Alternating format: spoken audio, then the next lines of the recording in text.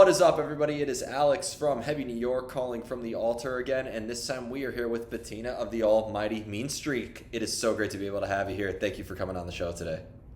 Hi, Alex. Thank you so much for having me. I'm so happy to be here, fellow Rocklander. Yeah, don't say that too loud. It's weird. So I interviewed Coheed and Cambria at one point, who's originally from Rockland County. Oh, wow. Yeah, I know that Soul Blind, I haven't interviewed them yet. They're a new band that just is making a name for themselves. But they're from Rockland County as well. Some good talent to come out of our home county, but what a small world. Oh my gosh, there's amazing musicians in Rockland County. I mean, insanely amount of good musicians, that I grew up with, and they're still there hanging out. Yep, Most of them. Yep, we have the America's Got Talent winner from 2016, I believe, Grace Vanderwall or something like that as well. Oh, you're kidding! Yeah. Oh my gosh, I had no idea. Yeah, wow. So Rockland, that's the thing about the suburbs, people. It only looks normal, but Yes. but it's so awesome to have you here. Thank you for returning full force with this epic EP of Blood Moon. Is this like a good sort of a taste of what is to come from the reunion of Meanstreak, or is this just Absolutely. We're already working on some new stuff as we speak, and our hearts are in that vein of metal, which we've always loved, and it makes up Meanstreak, the sound. So of course we love it. We love our own stuff, and we love all writing together. So was there awesome. a vision that sort of made to be like this with this EP coming out, or what you wanted your sound to be? Because a lot has happened between the last time. I believe the last time we really heard anything from Meanstreak. Roadkill was the only studio album. So what else could we be expecting from the near future? Is it going to continue in that same vein? Yes, it's very strange because three of the songs were on one of our demos after we had gotten signed, and we wanted to get re-signed by another label. But things happened. The girls got married and had babies and did all that kind of stuff, and I love the fact that we could just pick up where we left off 30 years later. It's pretty freaking amazing. And we're more mature and more, and older, and have experienced life, so much life. So I think that helps too, as far as we have a lot more to talk about. Yeah, well, and write about. Well, it's funny because, I don't mean. I'll just say this. I'm notorious for trolling this way, but this is the first. Blood Moon is the first new Meanstreak to come out in my lifetime. I'm 30 years old, so So that makes me so happy. You do not know. It makes me so happy to hear you say that, actually. Because a lot of musicians, I would say something similar to, and then they just want to die after hearing that. My gosh, no way! Yeah. We are all hungry and ready for it.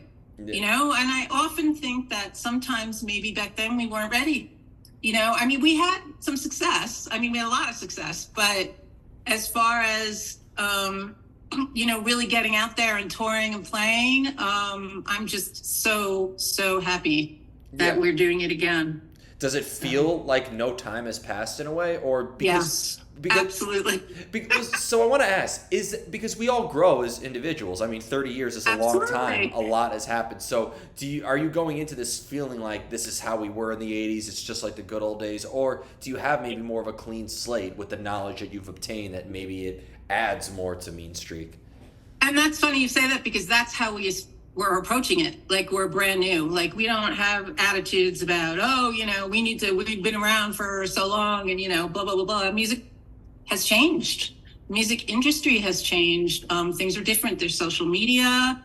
The thing that with recording, I would say that we're trying to stay a little old school because of all the electronics and effects and things they like to do. We're trying to not do that, Yeah.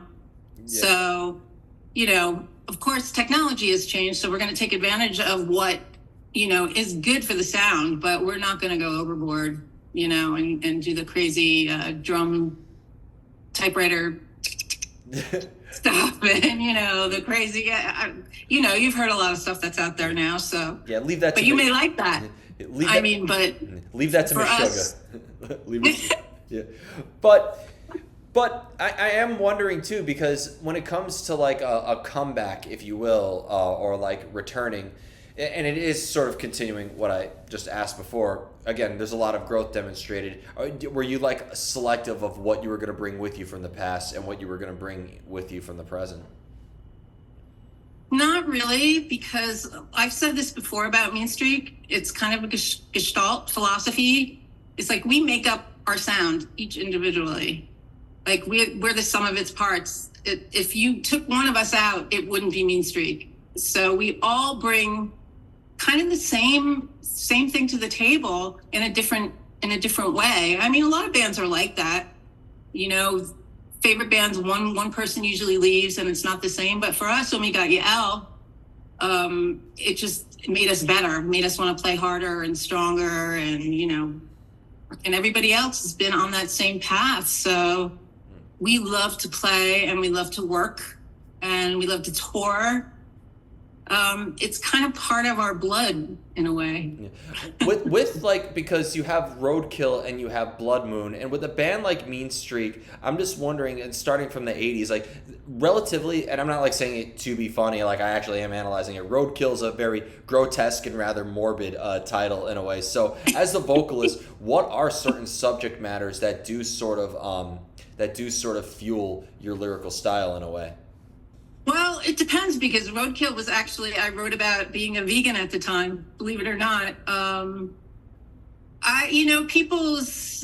That's the time. I felt people had no respect for animals. You know, you drive down the road and you see a dead animal and they go, oh, look at the poor little raccoon, he's sleeping on the side of the road or something. But they thought nothing of a big slab piece of meat on their plate and how it got there. But, that was my philosophy of 30 years ago, and it's changed since then.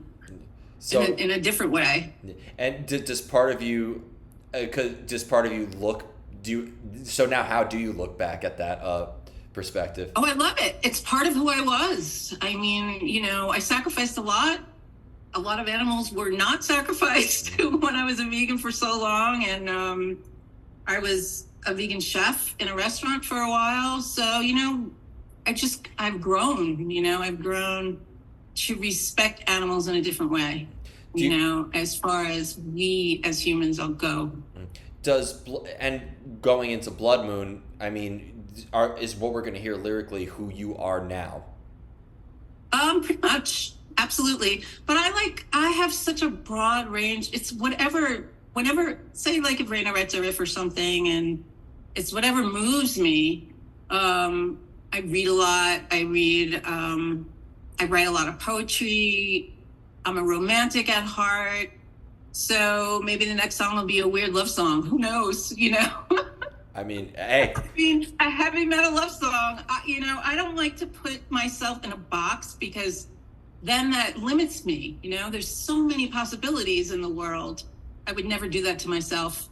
No pressure. Yeah, absolutely. I mean, singing about the same thing over and over and over again. Like, yeah. And look, there are bands that do it and do it well. Yeah. But yeah, a different genre, like Cannibal Corpse. They sing about a similar thing every album, but exactly. It's always in your face and brutal. But metal love songs, I think. They always, like, for instance, I think one of the best ballads of all time, going back to the 80s, is This Love by Whitesnake. I think that's one of the best. Isn't that beautiful? It's amazing. You still hear it, and it's kind of like, it's still, that's a good love song, too. If you can still hear it all these years later and it still affects you the same way, that's a great thing. But, I mean, we would do more of metal. I don't think we would go commercial like that, but you never know. Who knows? I think, really... Meanstreak was one of the heaviest bands of its time, like in the 80s. Like, I think the heaviness that was demonstrated has definitely would have intimidated in a good way a lot of people. Yeah, I would hope so. I mean, we had a lot of different influences then too. I mean everything we were listening to.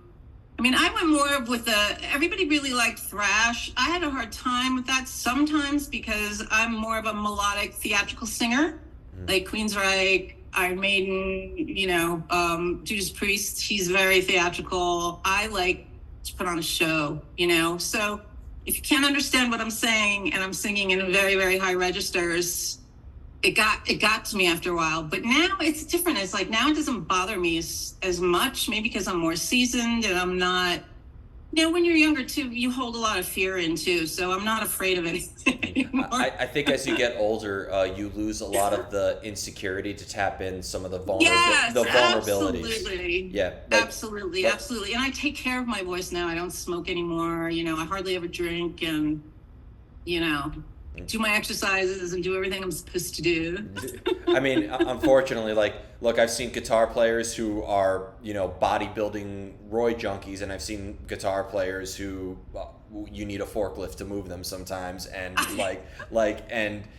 but they're still able to play that. With vocals, like you can't. You have to, like, Yeah, you can't move. And I love to move around and run around the stage. Forget it. I'm gone. As soon as the solos come in, I'm like, down. I'll get my cue. Go down to the stage right, stage left, you know, sing, you know, look at the audience, you know, and yeah, that's more my style.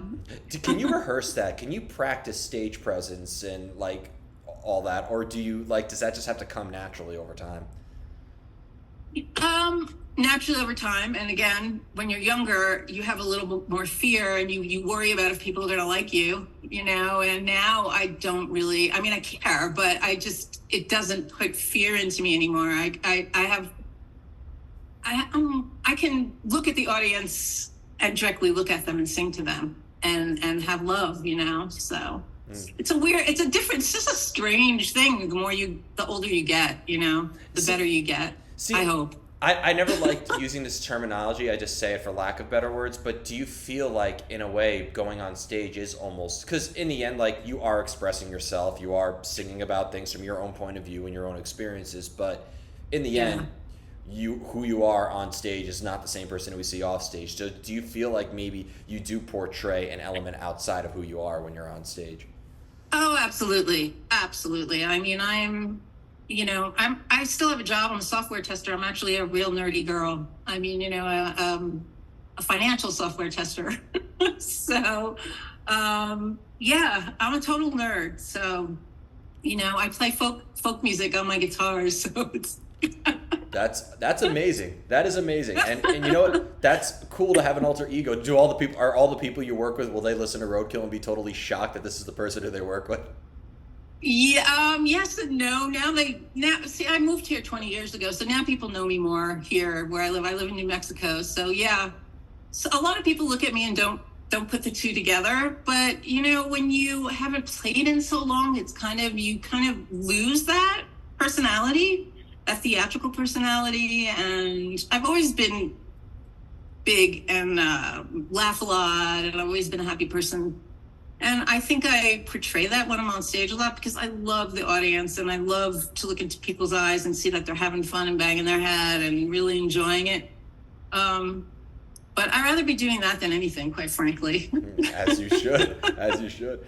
Now, I do got to ask this. I want to make this the main talk point of the interview. Fellow Rockland County-er. So my father, you know, he also grew up in Rockland County, born and raised. Okay. And he, you know, he was telling me all the stories of bands that have played, like, all along Route 59, that particular area. Like, so he went to Manhattan's. Yeah. Did he talk about Manhattan? So he still owns the music store Alto Music, which was on Route 59. No way. Yeah. So okay. So I'm not familiar with the club names, but he told me that, like, along Route 59 in Muncie, where they were at the time, that, like, that's where all the clubs were. And I think that the only thing that remains from that area is, like, the strip club that was across the street from there at that time. So. Oh God, I don't even remember that. But After Dark.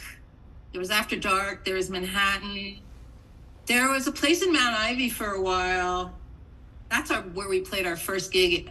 And he probably remembers the Allied Forces. I mean, just ask him. Yeah. That was, my ex-husband was in that. He was the drummer. And the singer from Wasted, Danny Vaughn, was in singer. And he went on to do Tyketto. He's still out there playing and stuff. I think he lives in Gibraltar now. But yeah. It just seems like... Was Rockland County at one point? Now people I talk to from the city, there are people who were born and raised in New York City who've never heard of Rockland County, and it wasn't that far from the city. Don't you love that? To a degree, it's like a forgotten area, if you will. But I am wondering, it seemed like at that time, Rockland County was a spot that bands would make a stop on that tour, on their tours. Like I saw, Absolutely. yeah. I was in a, excuse me, I was in a cover band before I was in Meanstreak, and we played, there was a place called One Potato, Two Potato, Nyack. I used to play in Nyack a lot. There was a lot of clubs in Nyack you could play in. I don't think there's really any anymore, but there was Cheers, there was One Potato, Two Potato, there was The Office. That was like a really, everybody who was a musician would play at one of those places. So, and I remember some of my friends are friends with other friends, New York City musicians. And I remember one time it was Halloween. We played on Halloween. And I don't know if you know who Buster Poindexter is, but he's David Johansen from the New York Dolls. Okay. And he came in, and I don't know if it was the 80s. And I don't even know if that was his first debut as Buster Poindexter, his alter ego, but it was pretty funny because I was a huge New York Dolls fan, and to see him in the flesh, he was friends with somebody else in my band at the time. So, stuff like that would happen all the time. That's my point of this story. It's like you would see at the Office, usually had jazz, and you would see really great jazz musicians just hanging out, and yeah, Rockland was huge for musicians. Yeah, I just wonder, like, in a way, what happened. And your dad's store was always the place where everybody wanted to. I know. Like, the location couldn't have been better. Now the main location is in Middletown in Orange County, New York. And oh, it is? Yeah. Oh, wow. Yeah. That's good. I'm glad it's still doing it. Yeah, I mean, that's great. Orange County has its own little scene as well, but, like, it almost seemed like Rockland County, like,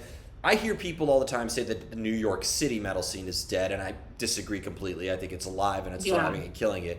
When it comes to the Rockland scene, though, it really went the way of the dodo bird. Like, it, like I'm just like, and again, it was gone pretty much before I was born. So I don't know if you witnessed like the I know that like Heart played like one of their first big shows at like the Rockland Community College at the time, and like, I think Meanstreak did a show at the Rockland Community College. Yeah, we did actually. That's so funny you say that. Yeah, we did.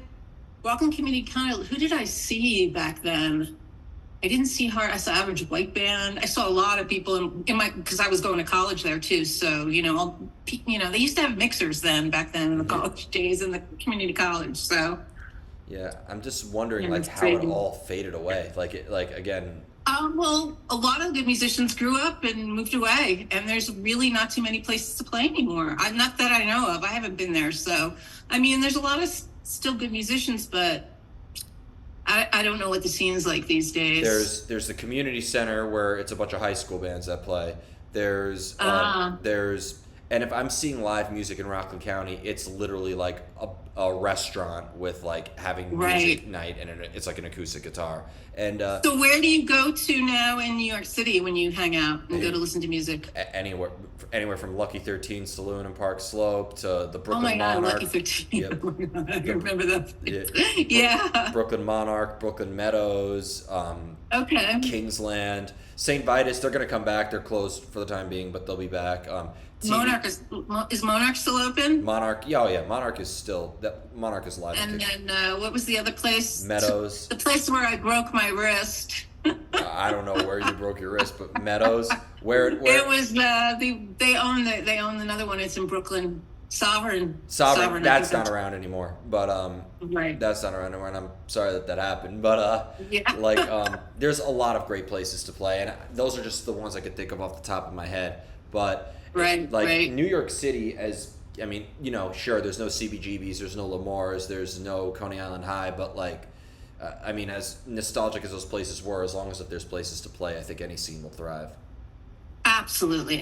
Well, and that's great. I mean, it's just it's kind of like St. Mark's Place. Have you been down there lately? Everything is so sterile. It's just, that was the place to hang out, was St. Mark's, and there were so many clubs. Well, it's unsafe again now. So I'm seeing all the drugs out there now. All we need is the music venues, and it's back to the old days. That's right. Yeah. So love it. Oh my God, that's hilarious. Yeah. That would be so great. Yeah. I'd like to not get assaulted if I go there, but like you get the point. Yeah.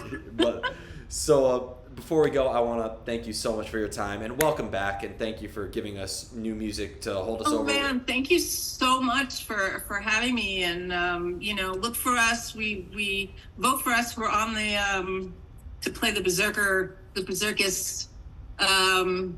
We're on for the contest Battle of the Bands. So vote for Meanstreak. I would love to play that. So we all would love. So if you go online there and just vote for Meanstreak, that would be awesome. Yeah. Is there just anything else with Meanstreak you'd like to promote in terms of what we could be expecting in the near future? Yeah. We're just, we're number, I don't know, I think we're number 7 this week, right under Black Sabbath and Rotting Christ. So that's excellent. Fuck yeah. I mean, I love black metal, so Rotting Christ I'll always, but that's awesome. Good for you. And it's awesome. I mean, not bad for a band that's been around for 40 years. Exactly, right? But thank you so much. Everybody, we are here with Meanstreak, Blood Moon EP. Be sure to check that out. New stuff coming very soon. We'll see you next time on Heavy New York. Thank you.